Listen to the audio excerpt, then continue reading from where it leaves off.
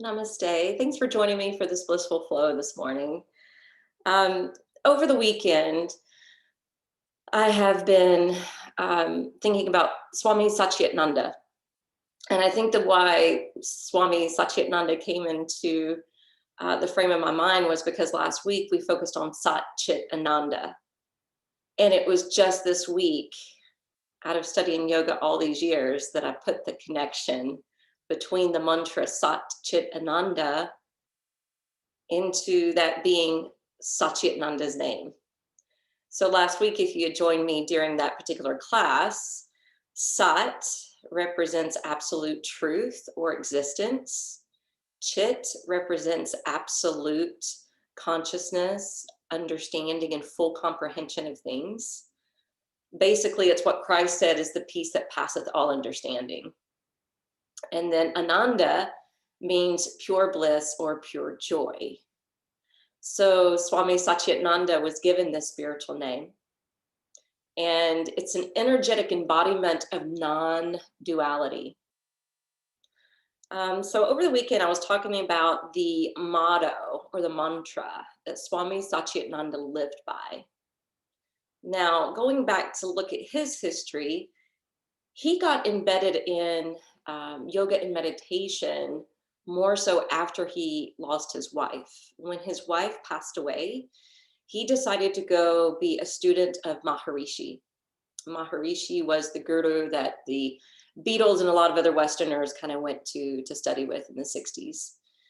He didn't stay with Maharishi very long. He was learning transcendental meditation. He ended up switching to another teacher, Swami Shivananda Saraswati. He landed in the United States in the latter 60s, and he's the guy that opened up Woodstock. And he was telling all the masses of people that were there that they should look for the answers within. Obviously, that was a time of a lot of social justice, civil rights, a lot of movements beginning to stir up and happen. People were questioning society and the choices that the government was making. And so they were seekers, and he was trying to tell them, seek the answers within yourself. Live a life that is easeful, peaceful, and useful. So with that comment, he's meaning, can we have an easeful state in our body? Can we maintain a peaceful state in our mind? Can we live a life that is useful of service? So I wanted to share in the gentle class that I did yesterday, that's also going out today on Monday. There was a quote that I ended with, and I want to begin this practice this way. Swami Satchidananda said, the goal and the birthright of all individuals is to realize the spiritual unity behind the diversity throughout creation and to live harmoniously as members of one universal family. The goal is achieved by encouraging and maintaining these human conditions. 1, a body of optimal health and strength. 2, senses under total control. 3, a mind that is well disciplined, clear, and calm. 4, an intellect as sharp as a razor. 5, a will that is strong and pliable as steel. 6, a heart full of unconditional love and compassion. 7, an ego as pure as a crystal. And 8, a life filled with supreme peace, joy, and bliss. These things that are listed can only be attained, or not only, but can be attained by following the yogic lifestyle and following the 8-limb path of yoga. That's often called Ashtanga yoga, not to be confused with the style of yoga named Ashtanga. And you guys that have been with me for years, I usually do about every year and a half, I go through a whole series based on the 8-limb path of yoga so that you can see that it's a moral, ethical code to live by. It's a type of philosophy to live by that helps to ease suffering for yourself and for others in the world. Within that, it's controlling the senses. So the senses aren't controlling us or leading the mind astray.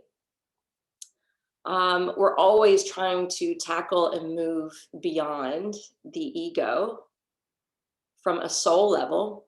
So we want that ego to be as pure as a crystal. And then what we're aiming for is moving inward to that Anandamaya Kosha, which is that layer of peace and love and joy and bliss.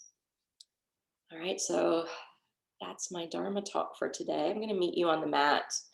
We're going to flow today. We're not going to be leading up to any peak pose because it's too close to the full moon to be too ambitious in our practice. So we're just going to flow, we're going to move, we're going to breathe, and obtain that peace and bliss in the end.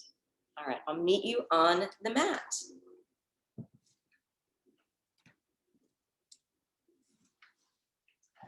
So let's start off on our backs. When you roll down to your back, you can take your hands to your belly.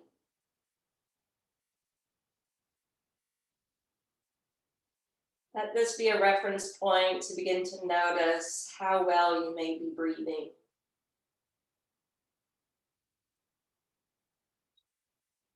Breathing in the diaphragmatic way, the belly should rise on the inhale. And deflate back down on the exhale.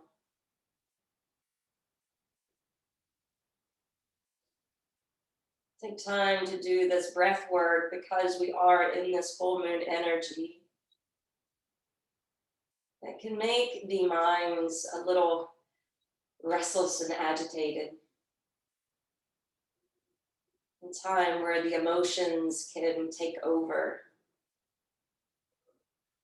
And just to remind you of the second Yoga Sudra, Yoga Chitta Vritti Naroda. Yoga is the neutralization of the whirlpools of emotion and the fluctuations of the mind.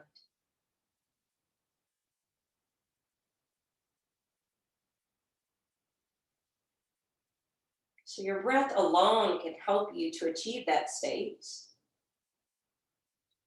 But the breath alone will not help us to obtain a healthy, strong body, which is why we need the asanas.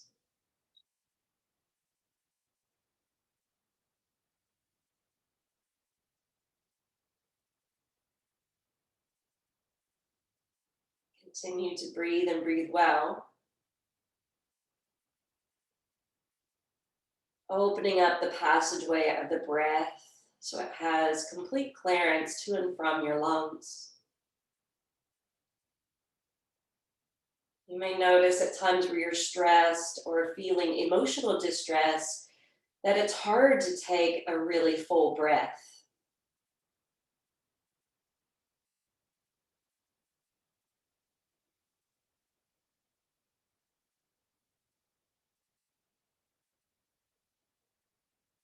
See if you can break through any of those barriers or boundaries.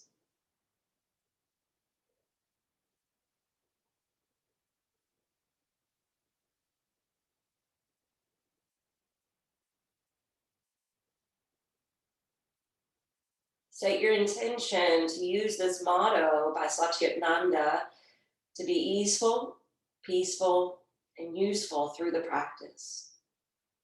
Knowing that we're gaining benefits from these postures, this focus, and this pranayama.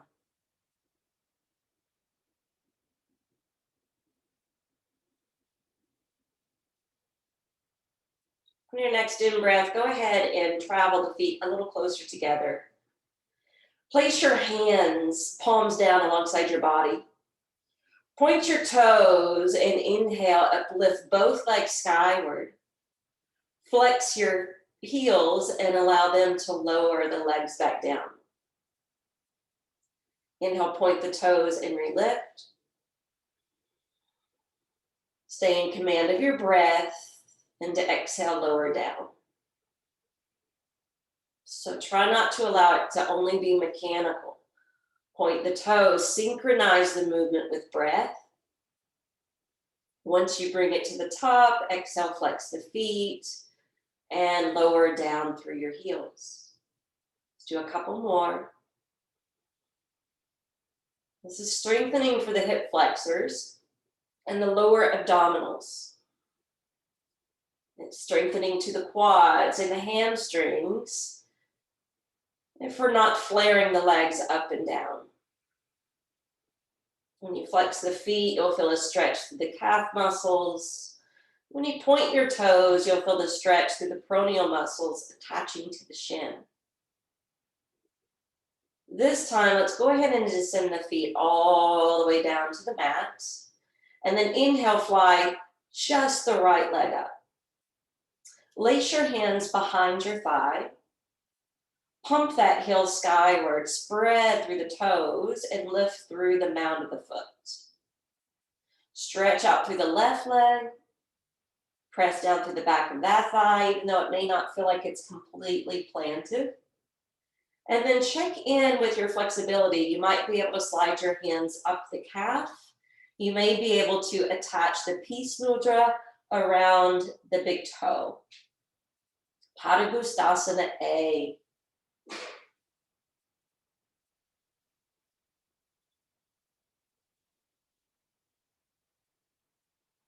Try not to go beyond your edge and try to see if you can keep your leg extended and straight versus bending the knee.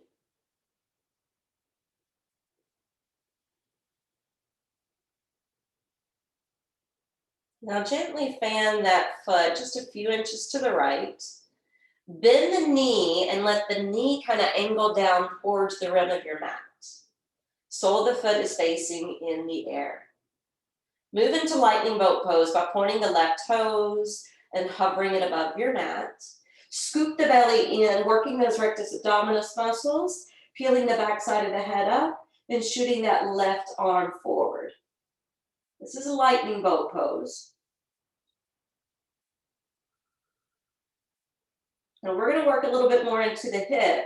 If you bring that right foot across, hook it with your left arm, and then hook around the knee with your right arm. Stay lifted for a moment, still squeezing that navel in.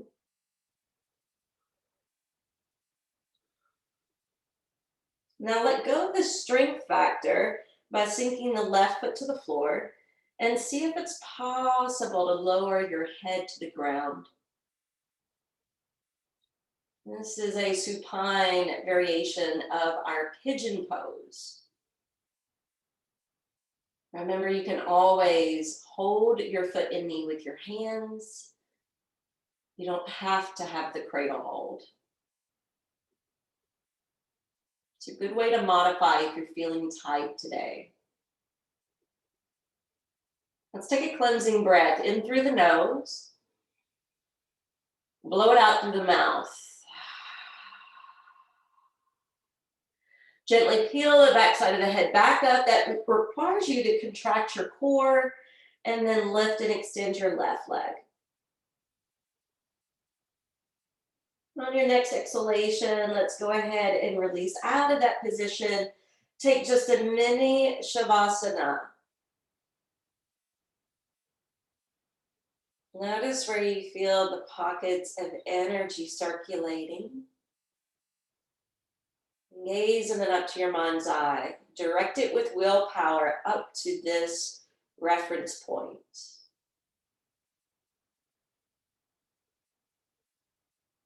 On your next inhale, travel the feet closer and lift your left leg up.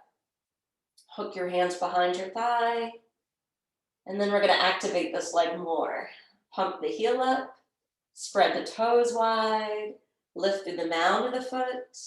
Once you have that active, engage the right leg on the floor, shine the toes up, and then see if you can maybe go a little bit deeper.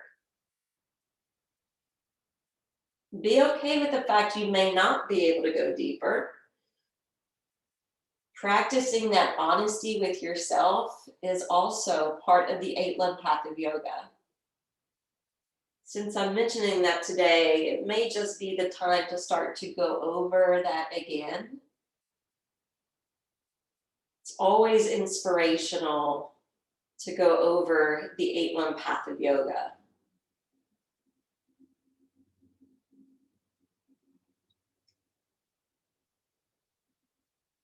Hold Paprika Uttanasana A, one more breath. As you exhale, fan that foot over just a few inches, bend that knee, tug down on the foot. So you're getting this big hip opener. It's like half happy baby, but then we're gonna transform into lightning boat pose. So pick up your right foot, point the toes, scoop the belly in and lift up. So if you're truly using your abdominal muscles, you're not going to be straining your neck. The neck will naturally lift. Now bring that foot across your chest. This is what I mean by the hand hold, which you're welcome to stay here. But if you can do the cradle hold, it's going to open the hip more.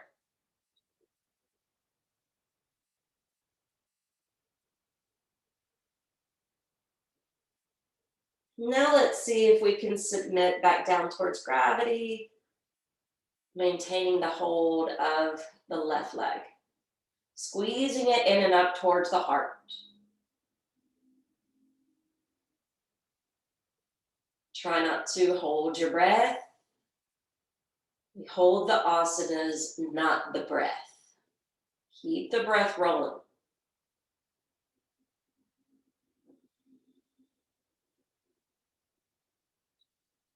We're gonna pick ourselves up again. Hovering the right foot, lifting the head up. And then as we exhale, we're gonna briefly recline back down. Take a deep breath in. Slow sigh out through the mouth.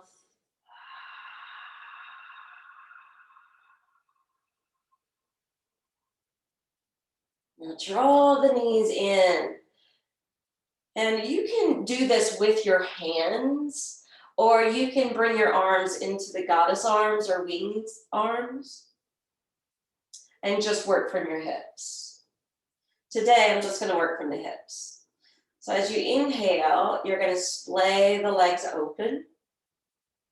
And then as you exhale, you're going to knit the knees back together. Inhale, part the legs. Exhale, close it back together. Continue this movement.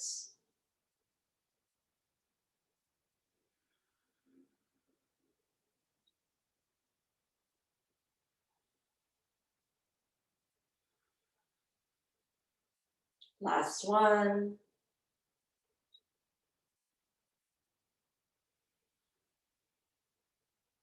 Now float the feet in the air. Exhale, hug the knees in, Uttanasana. Easeful, peaceful, useful. Inhale, splay the arms, lift the feet. Exhale, curl it in. Inhale, this version of waterfall. Exhale, tuck the knees to the chest. Last one.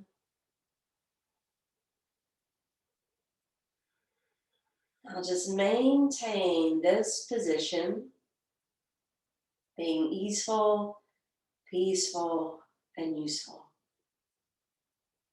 Affirming mentally within, I release all my scattered forces to rise up and away into the sky. This could be scattered energy, it could be scattered thoughts. And then gently begin to clip your hands up underneath your knees. Start to rock and roll forward and back. This is a good stimulus for the spine. You may even get a few pops in your back.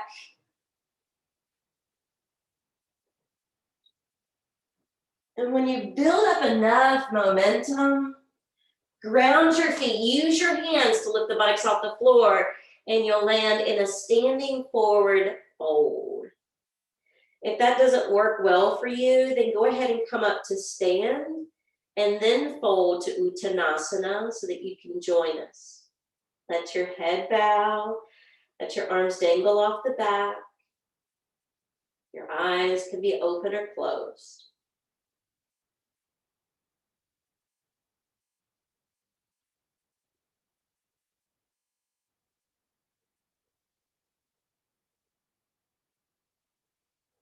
Affirming here as you hold, nothing and no one on this earth can hold me down or back as I choose to live by the motto to be easeful, peaceful, useful.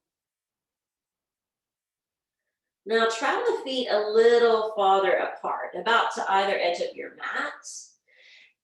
We're going to go into Paprika Uttanasana. And this means that we're going to kind of slide or walk the hands over towards the right foot. And I want you to consider lengthening your left side waist down towards the right big toe. At the same time, start to also focus on lengthening out through your right side waist, opening up your side ribs as you magnetize your chest down towards that knee and the forehead in the direction of that chin. Don't overdo.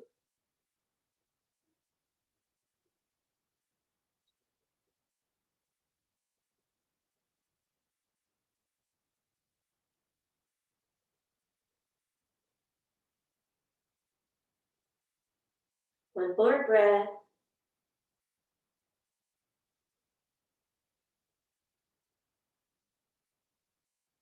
And then gently begin to semicircle over to the left foot.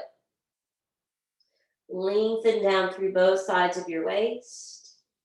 Bring more extension down through the spine. Magnetize the heart lower towards the knee, the forehead closer towards the shin. Plug that foot down, straighten and structure that leg.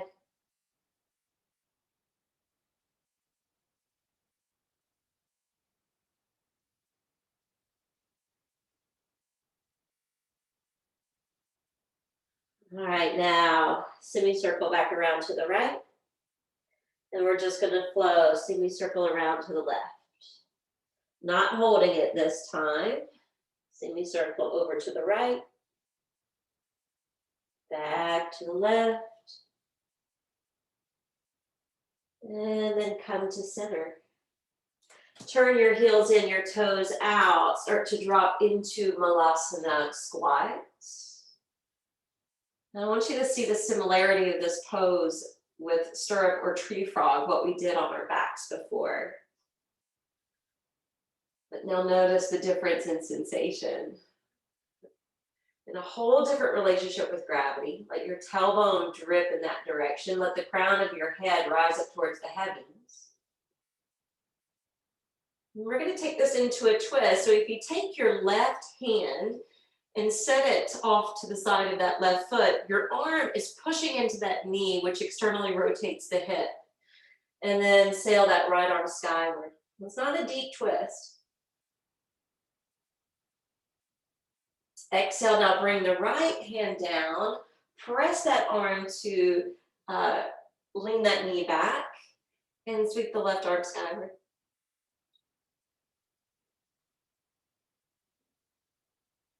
Exhale, take the hand down, turn your heels to be in line with your toes. Toes point straight ahead and bow back over to a wide stance Uttanasana. Clip your hands around your waist, lean forward and slowly rise up to stand. And then walk the feet closer together. Bring your hands to Anjali Mudra, prayer position at your heart. Inhale, reach the arms up. Urdhva Hastasana. Exhale, bring the hands down and bow halfway. So your hands are going to go to your upper thigh bones. Your shoulders are going to roll back from your ears. You're going to tip the torso down, so you're creating a 90-degree angle with your body. Take a couple breaths here. As you exhale, slide your hands down to your shin bones. And then inhale, let your belly sink into a little tiny back bend. Lifting your head up, looking forward into the room. And then as you exhale, just slide your hand down and let go in your upper body. Inhale, let's take plank pose. And when you take plank position, pause here, stacking your bones and joints through the arms. Flip to the outer side of your left foot, stacking the feet, and reach the right arm in the air. If this is too challenging today, hop that right foot over to the floor, pressing through the sole of the foot to maintain balance. From side plank, we'll come back to regular plank. Flip to the outer edge of the right foot, side plank to this side. Or again, you can always step the left foot over to maintain more control and balance. Exhale, full plank, sink your knees and lean back into child's. But we're gonna walk the elbows forward, place your palms together and bow the head in between.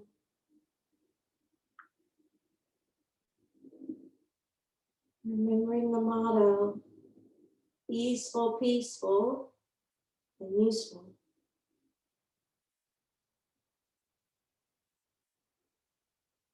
May our bodies be easeful, may our minds be peaceful, and may our lives be useful. Inhale, lift the head up. Separate your hands shoulder distance apart. When you rock up, you're coming into upward facing dog. As you exhale, you're going to roll back to downward facing dog. As you inhale, you're going to lift your right leg skyward. You're going to strike downward scorpion. You're going to unroll that hip, bring that knee and shin to the top of the mat, stretch back through the left leg, and roll down into pigeon. Take your time.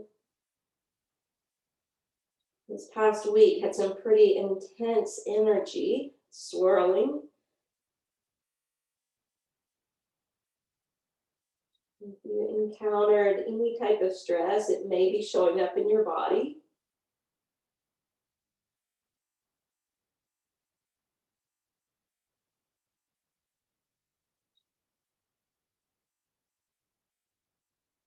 See if you can breathe any of that away.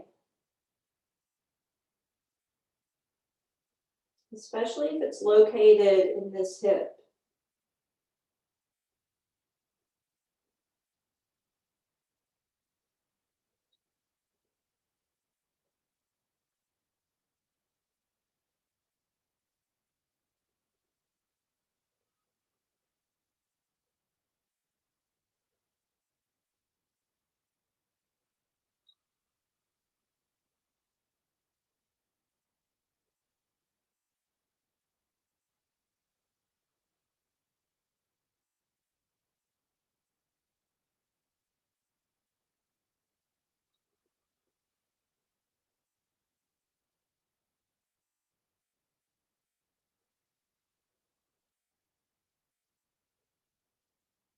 Three more breaths.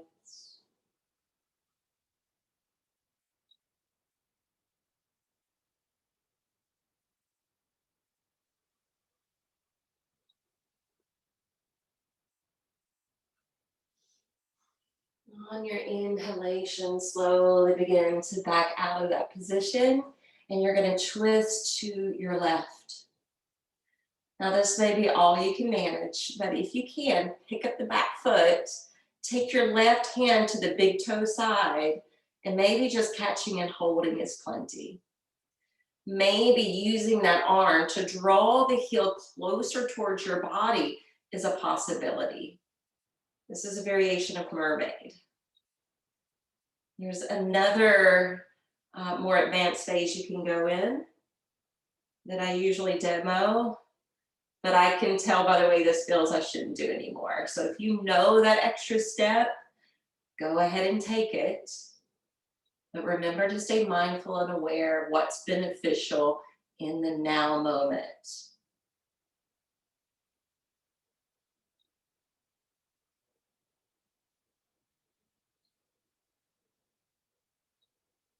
On your out breath, let's release that foot. Walk the hands around to face the top of your mat. Curl the back toes under. Take it to Adho Mukha Uttanasana, downward facing dog. Pause here and really press down through the hands. Lift up through your seat. Push back through your thighs. Take a cleansing breath.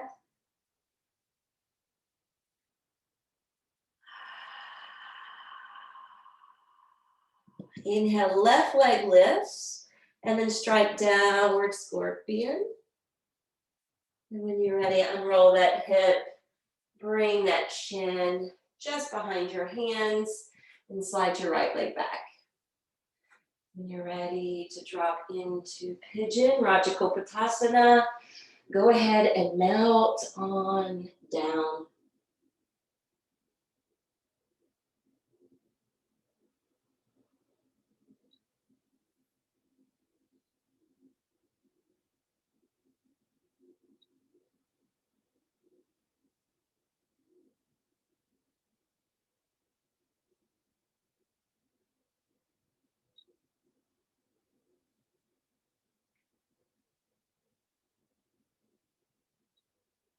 Try to refrain from spilling down to one hip or the other. I see this a lot with people who are really open. They'll move their arms out of the way and sink onto their face, but then they're slumping through the right hip, at least on this side. And if you experiment with that, you can see you kind of lose the work. So make sure those hips are even. Lots of times I'll also see people plopping down on the hip where the knee is up. Same thing, you're not really getting the true benefit of the pose. So make those hips square as you settle in.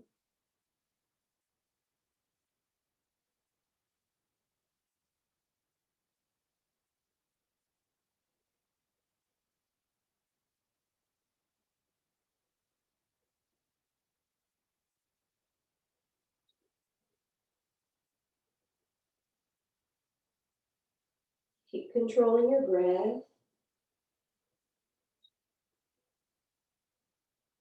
This will give you something to meditate on while you're holding the pose.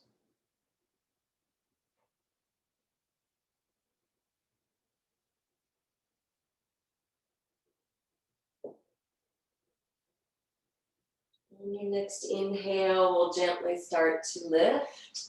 At the same time, we're rotating around to the right, adding in a twist. We're going to pick up the right foot, grab a hold of it with the hand if possible, and then add in some quad work, drawing that heel closer towards the buttocks. Moving into mermaid. If you know that extra step, feel free to take it. I actually feel like I can on this side. Basically, you'd be lifting your left hand and clasping them together. Now, same with mermaid pose. You don't want to flop down onto the outer part of that left hip. It is actually lifted off the ground.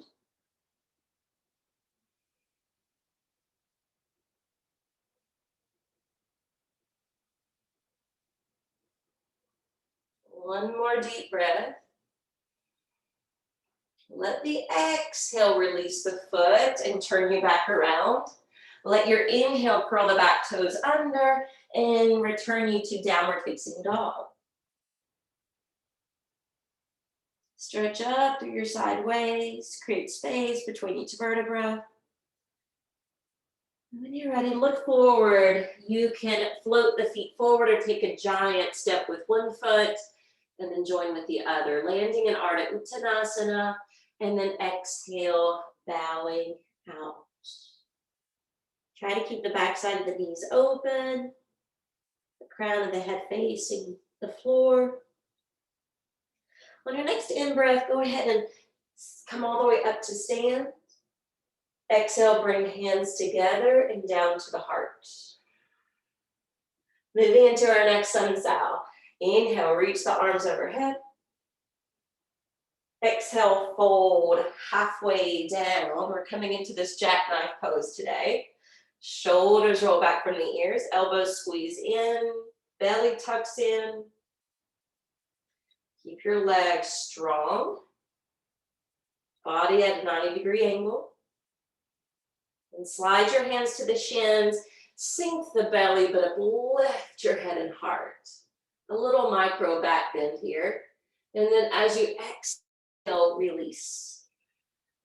Move down like a rag doll with the upper body, but keep your legs on fire. So next, inhale, step back to plank. We're gonna flip to the outer edge of the right foot, taking the left arm skyward to side plank. Again, if this is too challenging today, hop the left foot over, ground it down. That will keep the hips elevated so you're not sagging. Exhale, full plank. Take side plank to the other side.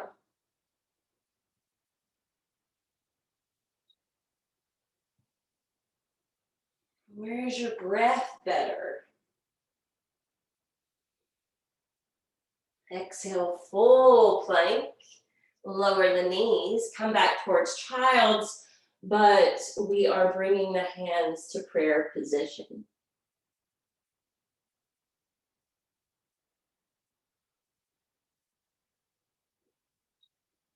Staying easeful, peaceful, and useful.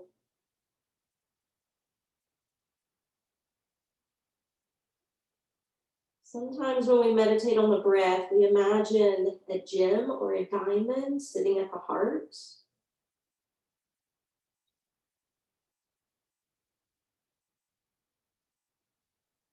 But remember, Satchitananda said the ego should be as pure as a crystal. And the seat of the ego is said to be housed in the core of the body, in the solar plexus region. And in Sanskrit, that section is Manipura. That means filled with gems or jewels.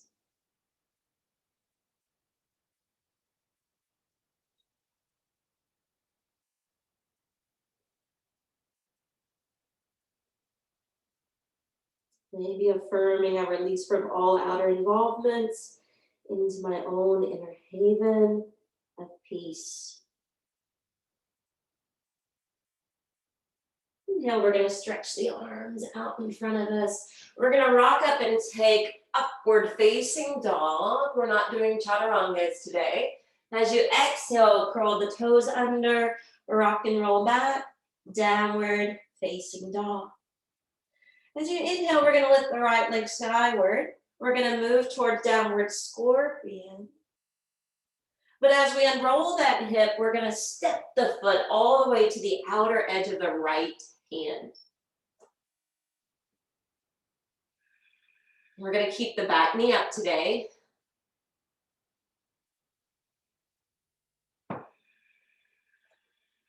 You can sink lower to the forearms.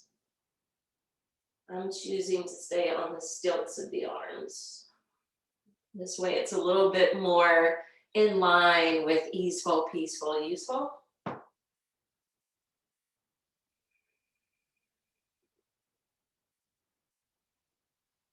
Try to keep the head up, the sides of the neck long. When you're ready, step back plank, and then exhale, push up and back, downward facing dog. Inhale, let's take the left leg skyward, move towards downward scorpion. When you're ready, step that left foot to the outer edge of the left hand.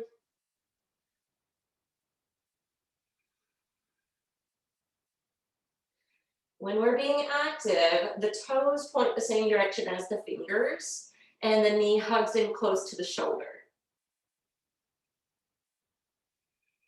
You have long linear lines here. It's not yin, it's yang, still active.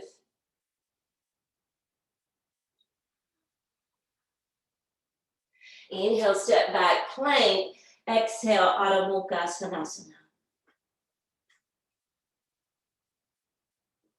It's a nice point to take a cleansing breath.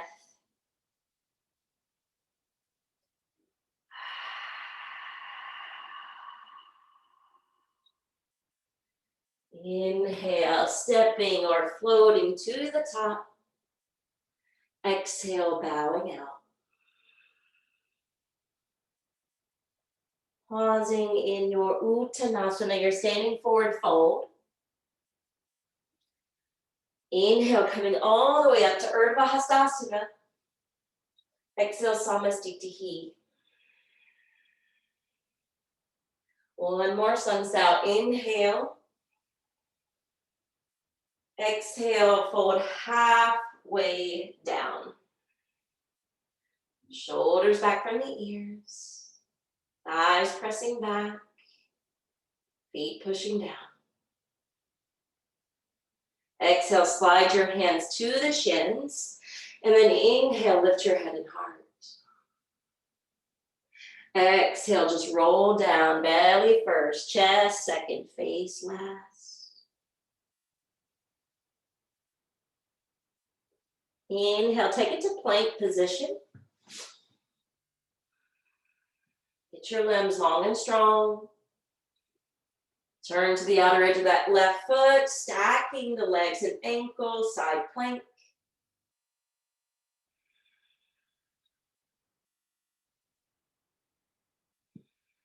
Continue to breathe and exhale, full plank.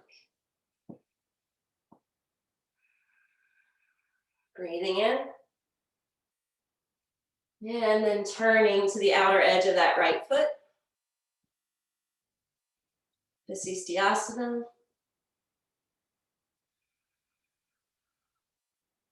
Exhale takes you to full plank, sinks the knees, and drives you back to this form of child's pose.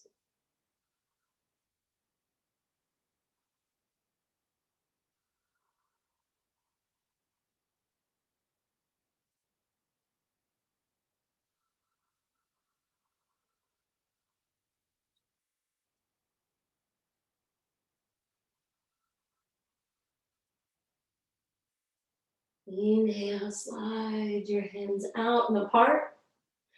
Rock up on your in-breath, Urdhva Mukha Svanasana, and exhale to Adho Mukha Svanasana.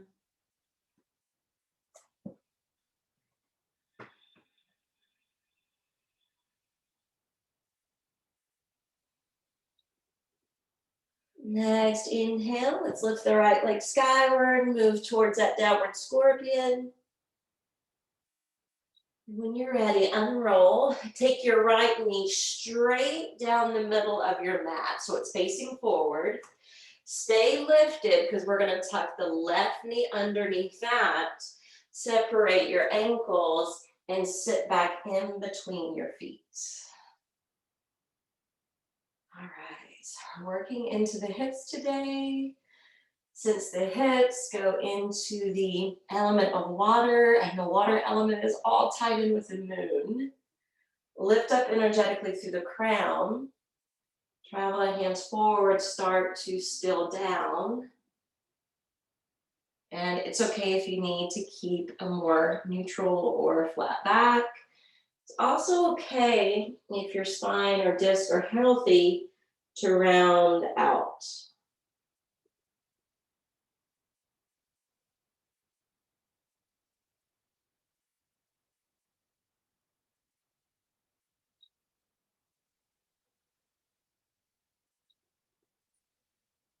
So the hip work we've done is with a little external rotation or abduction, and now we're getting to the adduction.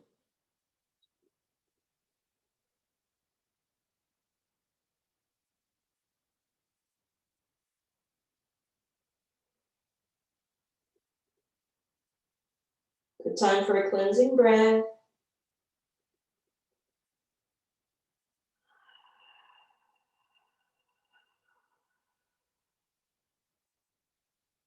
Inhale as you come up. We're going to incorporate a twist into this. And you may or may not be able to grip a hold of the pinky toe side of the foot to lift it up and to push that heel forward and out. If that's the case, you're going to swap your hand hold and just attach it and hold your calf. So either way, the leg is still crossing over the midline. Lift up to the crown of your head, and you're going to circle that right arm behind you as you move into your twist. Last week, we worked on the gallbladder meridian in our yin flow. So a lot of the poses we did worked this IT band. And I got so many compliments from that practice that I posted it on the YouTube channel. So if you're finding this pose to be something you need, then go to the YouTube channel and check out the yin flow for the gallbladder meridian.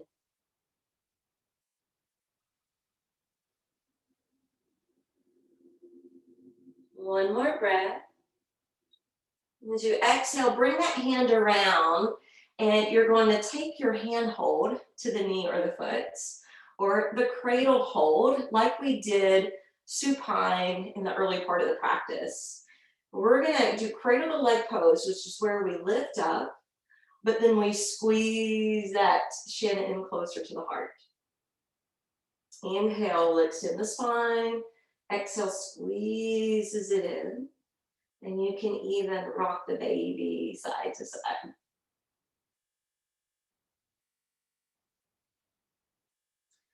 Now, place your leg back over for shoelace or Gobukasana legs.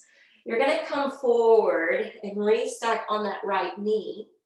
The left leg will stretch back, toes curled, your hands will plant, and this will take you to Adho Mukha Svanasana, because we still have that second side to do. The left leg will lift. On the inhale, you'll curl over into downward scorpion on the exhale. The inhale will unroll you, and you'll slide the left knee forward between the hands. Your exhale, you're going to tuck that right knee under. The inhale, you sit back and straighten your spine. And the exhale brings you forward over your lap. Monitor what you experience in your low back and your SI joints. Monitor the sensation in the outer frame of your hips. And find your edge wherever that may be.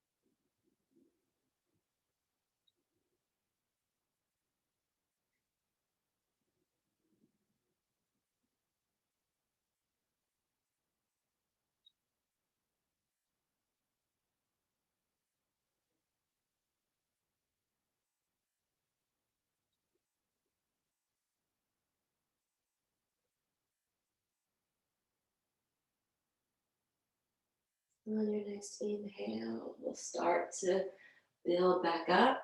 We're going to move towards that twist. So gripping a hold of the pinky toe side of the foot, lifting it in the air, making sure it's crossing over the body. Lift up energetically and then spin to your left.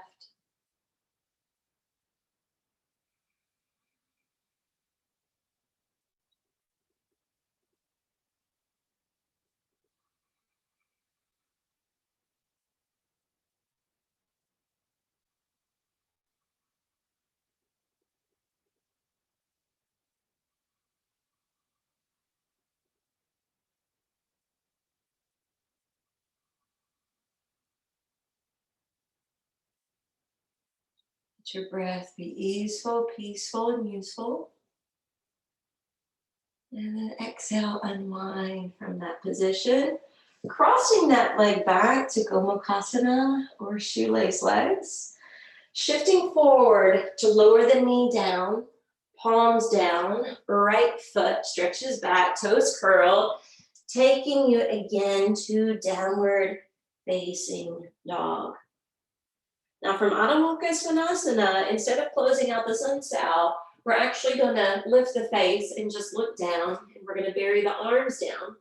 We're going to interlace the hands together, and we're going to push up and back into this form of dolphin pose.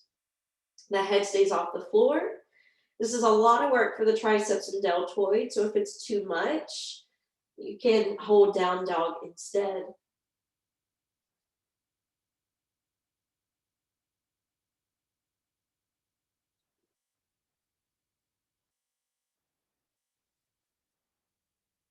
Good time for a cleansing breath.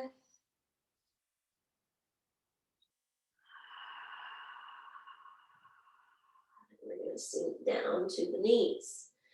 When you sink down to the knees, notice your arm position. It's the perfect beginning point for Shavasana 1. So the main thing I want you to notice, I'm going to turn to the screen so that you can see this. The major issue I see with students are the elbows are too wide. And so you really want to crawl those elbows in so they're stacked under the inside of the shoulder bone. You can also measure this by seeing if your fingers wrap around the elbows. When the hands interlace, if any rings are uncomfortable, I would suggest taking them off. If you are not familiar or very well versed in headstand, I would do it against the wall. So I will do it against the wall today because I haven't demonstrated that in a while. But one thing you want to also consider is if you separate your fingers, have the fingers touching the baseboard and then relace together. So of course you can freestyle it, but since you're doing this from home, a wall can be your friend. So go ahead and set up the forearms. Push down through the forearms so that you really ignite the proper muscles. It's almost like a little bit of a cat stretch until the head comes to the floor. Keep the action through the arms and upper body, curl your toes, and start to travel the feet in. And you can even bend your knees when you do this for the hips to stack over the shoulders. You may be able to curl up. That's usually a good beginner's way to get into Shavasana. You might be able to lift one leg and then float the other up. It may be a good challenge for you today to pike the legs up together as one unit. Now the wall is there if you need it. Make sure you don't lose the upper body strength along the way. Use core strength. Roll your thighs together, point your toes in the air. And then a fun little thing to try since you're at the wall, you can lean your feet to the wall, push down through the forearms, and see if you can lift your head completely off the floor. If you can manage that, then you're using the proper muscles. I'm going to go ahead and come down. You're welcome to stay up for a few more breaths. And then you can determine, do I want to pike down, bring one foot down, or curl down?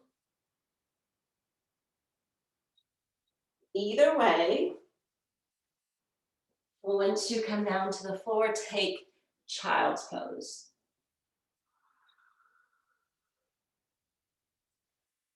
When you take child's pose, if you feel a lot of pressure or heaviness in your chest, it usually means you weren't using some of the muscle groups to keep you elevated properly in your headstand. You were getting too much compression, which is what creates that feeling. That was a mistake that I did in the beginning.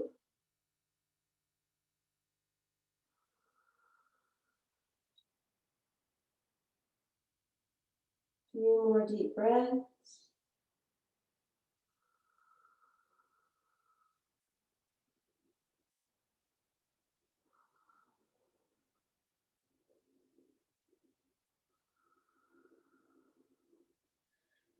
And slowly start to lift up. When you come down into a comfortable seat, we're going to do a final twist, and then we're going to land with legs up the wall for Shavasana today. So as you lift up energetically through your heart, through the crown of your head, go ahead and twist to the right. The right hand will come behind your back, and your left hand will cross over to the right knee.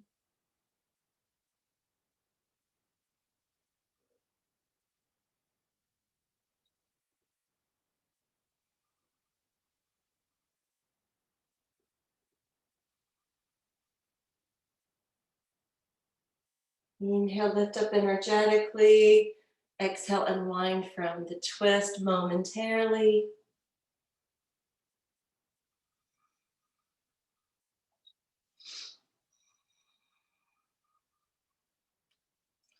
When you're ready, inhale, lift up. Exhale, we'll wind our way around to the other side.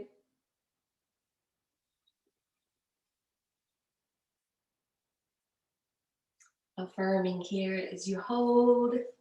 I radiate my love, my goodwill, and my compassion to soul friends everywhere.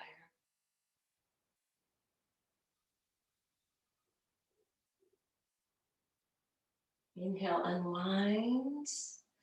And we're ready for legs up the wall. So if you scoot close to the corner of your mat and lift one hip up the wall, lower down completely to that side of your body, and then you'll just be able to swing the legs up. Line them up side by side. If you're more open through the back of the legs, your sits bones can be flush to the wall. If it's too much, you can just shimmy back a little bit. If you have sandbags at home, it's great to have someone take the sandbag over the feet. It can be really grounding, especially during this full moon time. And this pose is actually very medicinal for insomnia. And we know with the full moon, sometimes it can keep us up at night. So if you have insomnia right now or in the future, remember this pose and hold it for longer than we are today. Your hands can rest on or off the belly. Eyelids gently turn down.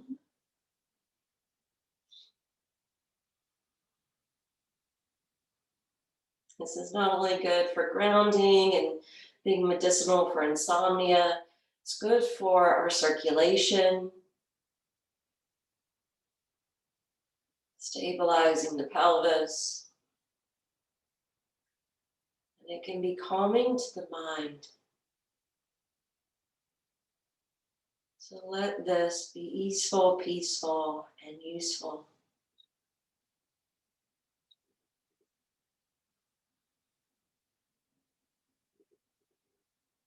Affirming in your mind, bones, muscles, movement, I surrender now. Anxiety, elation, depression, any and all turning thoughts, I now give over to the hands of peace. Peace, be still. Be still and know that I am.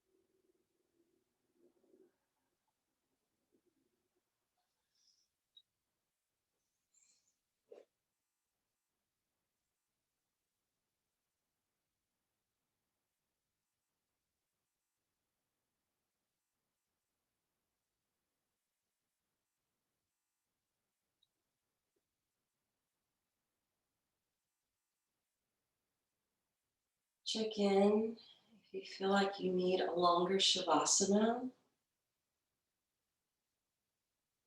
If you need to recover from insomnia, or if you are just incredibly at peace and want to sustain it, pause the video now.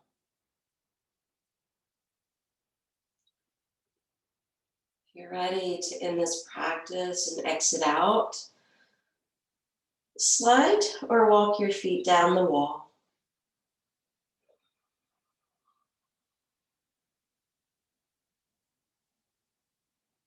Roll to one side of your body and acclimate there for a couple breaths.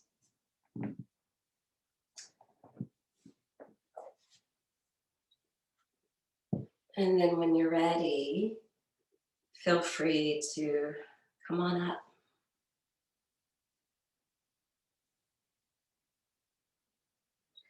We'll close out our practice. So just take a moment to find a comfortable formal seat.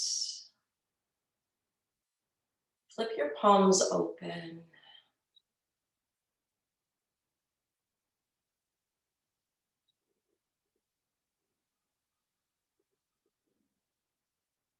Bring the index finger to meet your thumb in either hand.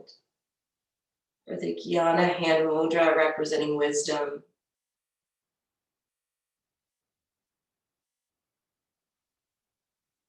The purity of the ego or the smaller self, merging with the purity of the higher self or the soul. This also represents the self connecting to the big self or to the great spirit above.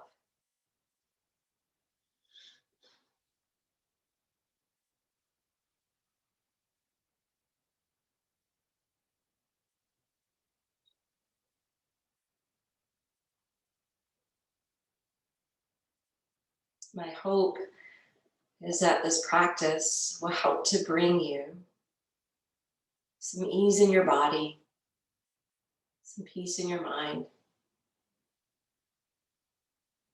some usefulness to your life.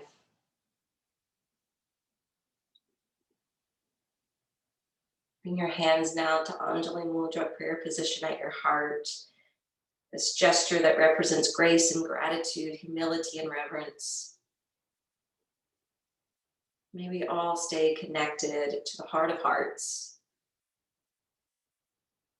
May we all be soul-centered as we depart from this practice. Om Shanti, Shanti, Shanti. Namaste.